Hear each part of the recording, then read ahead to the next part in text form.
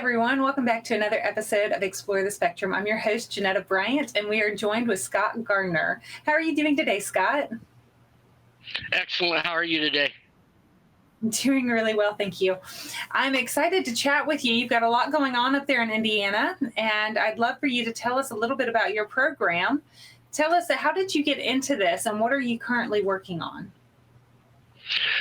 I got into autism because I have two young sons with the condition. My eldest is more along the lines of what we used to call Asperger's. Now in the DSM-5, it's all classified under ASD. My youngest son is nonverbal, so it takes a little more time, a little more patience and whatnot. But I was able to start off volunteering with local organizations in Indiana, as well as other organizations across the country. And then I pursued my degree in psychology, graduating in 2005 with my doctorate in psychology, which helped immensely with my kids' condition, as well as my practice, helping other families advocate and so on and so forth. And so when you say educate them. Mm-hmm. Yeah, sure. When you say advocate, what are some of the things that you're working towards? You're trying to help parents understand the process, Mm-hmm. and then you're advocating. So what is your goal? Okay, when I say advocate, a lot of times parents don't understand a lot of their kids' rights. So as an advocate, I go into the school systems a lot of times. There's a thing called Article 7, and most of it's written by lawyers with the here is, whereas, therefore.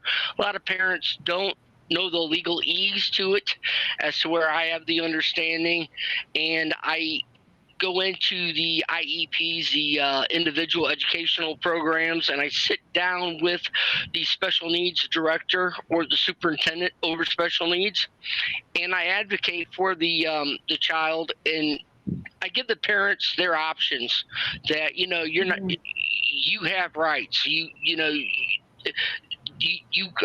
can make decisions. You can request things to be implanted into the IEP, and if the school disagrees, whatnot, you can go on to due process, arbitration.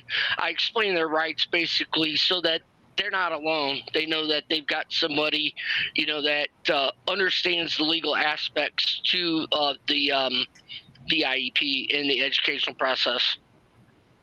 Yeah, I think that in often cases, when a parent has a new diagnosis, there's a sea of acronyms that they're very quickly having to learn, and an IEP is one of them. And then they go into the school and they sit down, and it's a humbling moment when you're sitting there as a parent and you've got as many as 8 or 9 different professionals surrounding you, all with the intention of wanting to support your child, or at least that's why they're supposed to be there, right?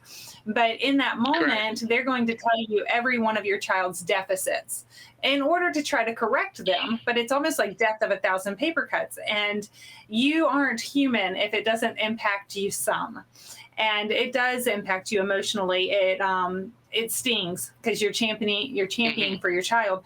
But the reality is in that moment, you might get caught off guard with some of the emotion that's going on, and to not know all of the things that are due to you and your child. An advocate is a wonderful person to have alongside of you to say, wait a minute, you don't have to do that.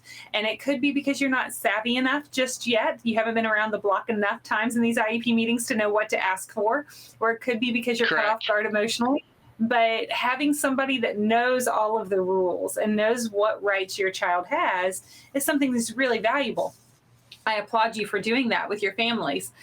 What are some of the different success stories that you've been able to see unfold because of a properly written educational plan? Well, we're able to give children, special needs kids, more time on testing. We're able to have the teachers actually read and explain the questions so that they have the cognitive ability and the understanding what the question is, so they can give the answer, as to where they may not have the aptitude or the ability to understand in the test format. We can have extended test times. We can have the questions read, and we can also have one-on-one, sometimes paraprofessionals, sit down with them to help the child, or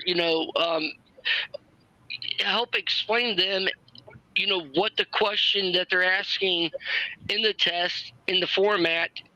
Sometimes they might have to reword the question for the child to understand, to grasp the concept before they can get the ability to understand it, to give the answer correctly. Well, I can appreciate that. And it is important that our kids have those support mechanisms in place in order for them to be their best, not only in life, but in the classroom, and to be able to shine academically.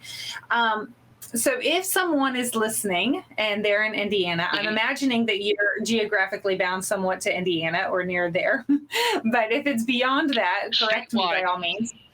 Okay. Yep. So if somebody's in Indiana and they want to learn more, they want to partner with you, or they want to get a hold of you, how would they do that? They can go to the Indiana Autism Alliance.org website, and there's an immense amount of resources.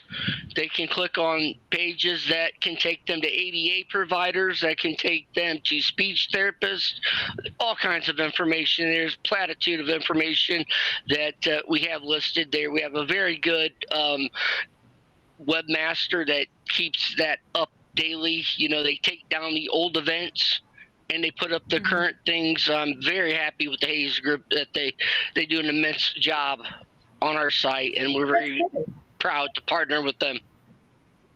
Yeah, I mean, a good website with a platitude of different resources is always a good thing to know about. So definitely, if you're interested in learning more about what Scott does and learning more about how to reach out to him, utilize the website that's mentioned.